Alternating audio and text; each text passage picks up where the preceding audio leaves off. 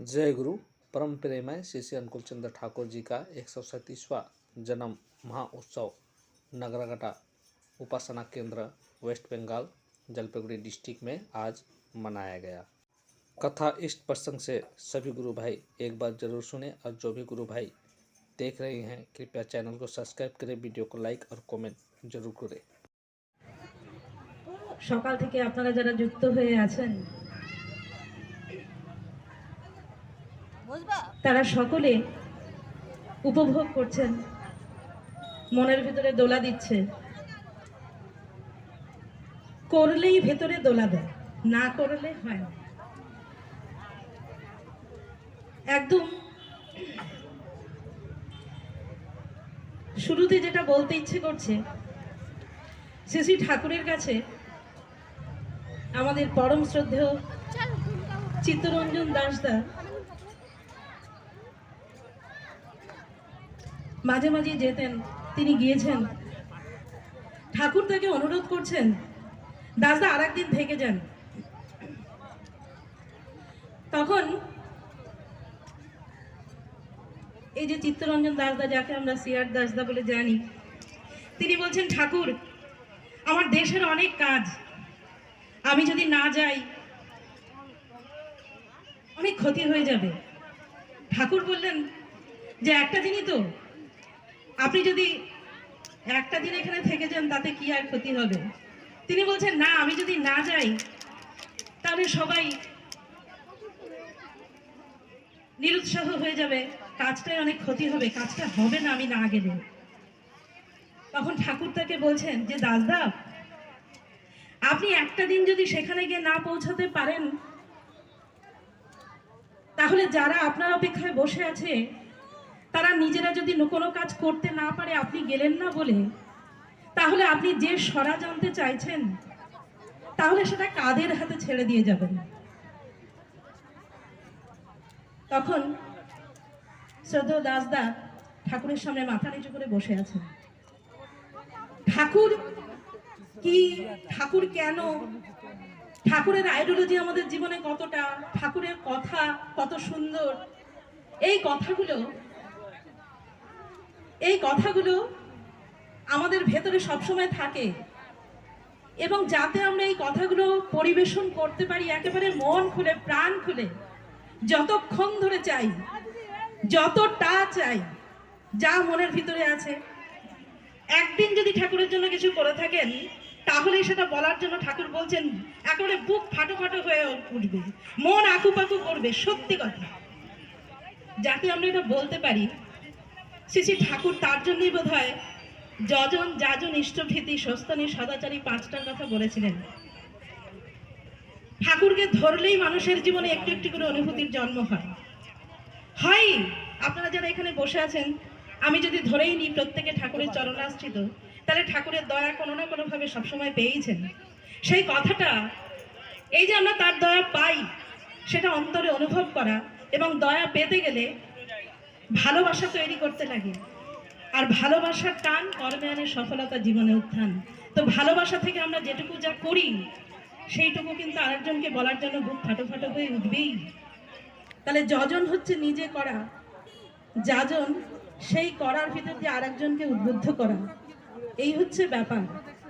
এই সুন্দর কাজটাকে আমরা আমাদের মতো করে যদি একটু ভুল করেও থাকি, তাহলে যিনি রাস্তাটা দেখিয়ে দেন তিনি তো আচার্য। শ্রী শ্রী ঠাকুরের প্রত্যেকটি বলা, শ্রী শ্রী ঠাকুর মূর্ত হয়ে থাকেন যার ভিতর দিয়ে, তিনি আমাদের আচার্যদেব।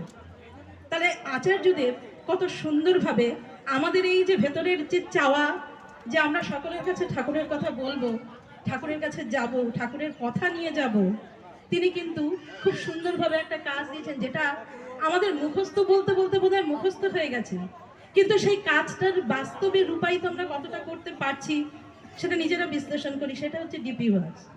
ঠাকুরের কথা বলতে ইচ্ছে করছে, সারাদিনে একবারও যদি সময় কোথাও না পাই, সারাদিনে একবার অন্তত একটা মানুষের কাছে গিয়ে দুটো ঠাকুরের কথা বললে দেখবেন আপনারও ভালো লাগবে, যাকে বলছেন তারও ভালো লাগবে।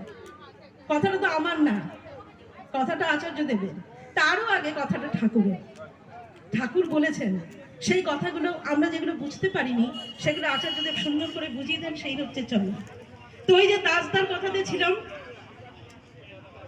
দাসদাকে ঠাকুর বলছেন যে আপনি একদিন না থাকলে বাকিরা যদি সেই কাজটা না চালিয়ে নিতে পারে তাহলে আপনি কি তৈরি করলেন?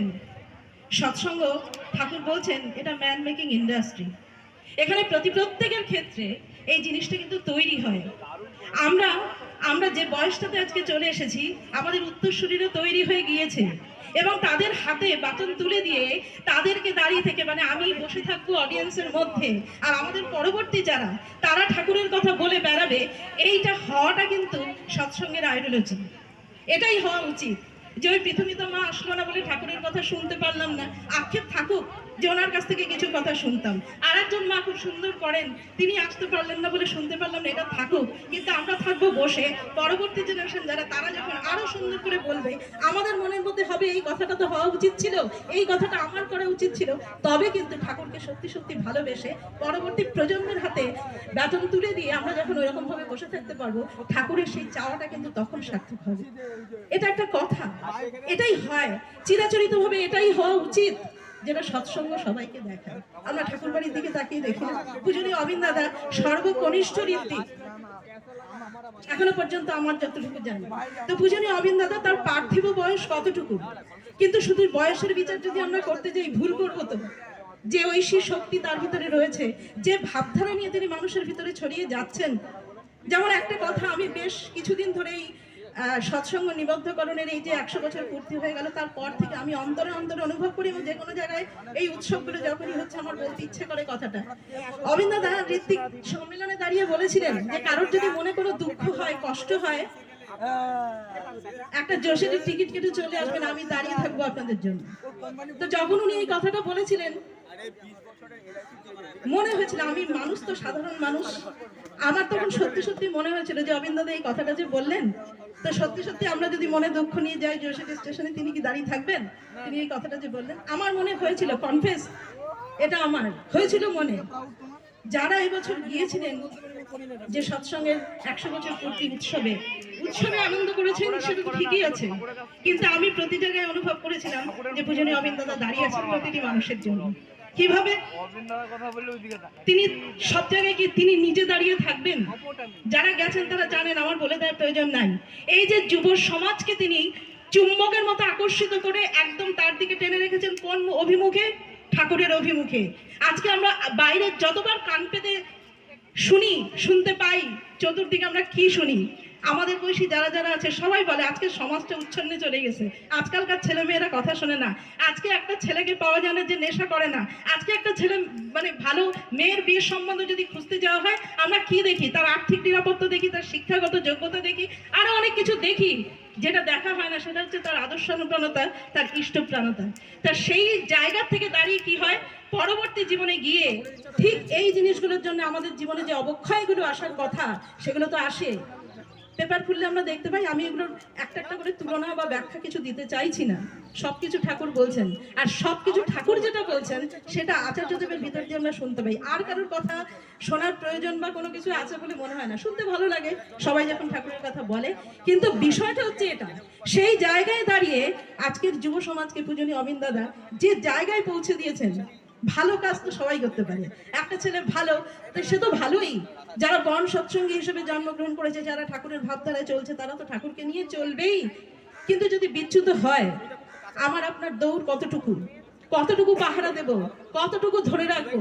ওর ভিতরে যদি ঠাকুরের প্রতি ভালোবাসাটা না জন্মায়, আমাদের প্রত্যেকের বাড়িতে লেখাপড়া, শিক্ষা দীক্ষা সবকিছু নয় দিলাম তাদেরকে সুন্দর করে তোলার জন্য, কিন্তু যদি ওই আদর্শে অনুরাগ না থাকে, তাহলে কিন্তু তার ভিতর দিয়ে করার প্রাণতাটা জাগবে না।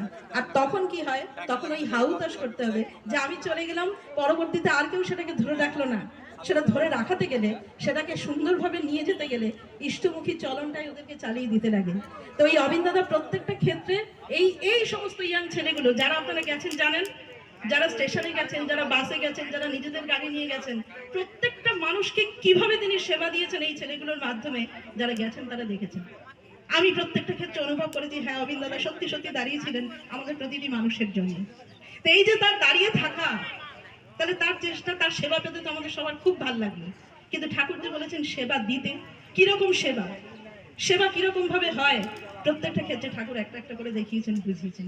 সময় সংক্ষিপ্ত থাকে, আমাদের সব সময়ের দিকে হয় ভিতরে একটু খিদে থাকুক, যে এইটা জানা হলো না, এটা বোঝা হলো না, সেটা কোথায় গিয়ে জানবো। আমাদের প্রত্যেকের কাছাকাছি উপযোজনা কেন্দ্রগুলো আচার্যদেব তৈরি করেছেন। ইষ্টবিধি জমা দিতে শুধু সেখানে যাবেন সেটা তো যাবেনই, সাথে সাথে একটু যোগাযোগ রাখেন না, যে দাদার বাড়িতে উপযোজনা কেন্দ্র আছে, যে মায়ের কাছে উপযোজনা কেন্দ্র রয়েছে, একটু তার সাথে গিয়ে আলোচনা করুন। আপনাদের সবার যদি সেই সুযোগটা না হয়, এই মাসের আলোচনাটা একটু দেখবেন। তার ভিতরে ঠাকুর মায়েদের উদ্দেশ্যে বাণী সুন্দর করে দিয়েছেন যে সংসারে আমরা যদি শান্তিতে থাকতে চাই, ঠিক কিভাবে আমরা আচরণ করব, বাড়ির লোকজন কিভাবে আচরণ করবে। তো ঠাকুরের বলা নাই হেন কোনো সমস্যা নেই আমাদের জীবনে। সমস্যার সমাধান পেতে গেলে ঠাকুরের কাছে আসতে লাগবে, সৎ দীক্ষা গ্রহণ করতে লাগবে, তাকে নিয়ে কালচার করতে লাগবে, শুধু বসে বসে মাথা কুটলে হবে না। তা আমাদের জীবনে এই করা যদি না থাকে, এমন যদি হয় যে আমি থাকবো না কিন্তু ঠাকুরের আয়োজনে যে বাকি সবাই তার মশাল হাতে নিয়ে ছুটে যাবে, তাহলে কিন্তু সমাজ পরিবর্তন হবে। আমরা সবাই ভালো থাকবো, সুন্দর থাকবো। আচার্যদেব বলেছেন না, পাশের বাড়ি হোক, প্রতিবেশী হোক, যেই হোক, কেউ যদি বলে আমার জীবনে সবকিছু আছে, দীক্ষা নেওয়ার প্রয়োজন নাই, তাকে গিয়ে বলেন যতক্ষণ না পর্যন্ত 100% আপনি গ্যারান্টি দিতে পারেন যে আপনার ছেলে বা আপনার মেয়ের দ্বারা সমাজের কোনো ক্ষতি হবে না, ততক্ষণ পর্যন্ত আমি আপনাকে ঠাকুরের কথা বলতেই থাকবো। আচার্যদেব বলছেন যার সাথে হোক, সে পানালা হোক আর আমার সাথে যার সাথেই দেখা হোক, তাকে শুধু ঠাকুরের কথা পরিবেশন করবো সর্বত্র সব সময়। এটা আমাদের সবার একদম ভিতর থেকে ভালোবাসার টান। আপনারা না, ঠাকুর বলেছেন করতে হয়, না করলে কি জানি কি হয়, এই ভয়, এই দুর্বলতা, এই অলসতা থেকে না, একদম মন থেকে ভালোবেসে। ঠাকুর বলেছেন ভালোবাসার টান, কর্মে সফলতা, জীবনে উত্থান। আমরা সবাই ভালো থাকবো, সুন্দর থাকবো। ডিপি বাক্সে একজন মানুষের কাছে হলেও প্রতিদিন যাব, তাকে চেষ্টা করবো ঠাকুরের পথে নিয়ে আসতে। যতক্ষণ না পর্যন্ত সে আসে, তার পিছনে আমরা লেগে থাকবো, সেটাই না নিষ্ঠা। বড়মা করে দেখিয়েছেন, তো ঠাকুর বড়মা করে দেখালেন, শ্রী বর্দা করে দেখালেন, আচার্যদেব বলছেন, করে দেখাচ্ছেন, অবিন্দতার সাথে আছেন আমাদের সবাই। আমরা কেউ মানে বেওয়ারিশ নই তো না, আমাদের গার্জেন রয়েছে, প্রত্যেকে আমরা কি করছি সেটা দেখার জন্য তিনি আছেন। সবাই তার নজরে থাকুন, ভালো থাকুন। পরম প্রেমময় শ্রী ঠাকুর আমার, তার শ্রীচরণে আমার সশ্রদ্ধ প্রণতি জানাই। পরমারাধ্যা জগৎজননী শ্রী বর্মা, তার শ্রীচরণে আমার সশ্রদ্ধ প্রণতি জানাই। পরম পূজ্যপাদ শ্রী বর্দা, তার শ্রীচরণে আমার সশ্রদ্ধ প্রণতি জানাই। পূজনীয় আচার্যদেবের শ্রীচরণে আমার প্রণতি জানাই। পূজনীয় অবিন্দতা সহ ঠাকুর পরিবারের সকলের শ্রীচরণে আপনার প্রণতি জানাই। আপনাদের সকলকে, এখানে অনেক ঋত্বিক দেবতা উপস্থিত আছেন, শ্রদ্ধেয় দাদা মায়েরা, সকলকে আমার আন্তরিক আনন্দিত জয় করে জানাই। আর সবসময় আমাদের এই যে পরবর্তী জেনারেশন, ওদের সাথে থাকবেন, ওদের পাশে থাকবেন, ওদের উৎসাহ দেবেন। ওরা যখন যাবে, দুহাত দিয়ে ওদের সমস্ত বাধাগুলোকে সরিয়ে দেওয়ার চেষ্টা করবেন। আমরা সবাই ভালো থাকবো, সুন্দর থাকবো। জয় গুরু।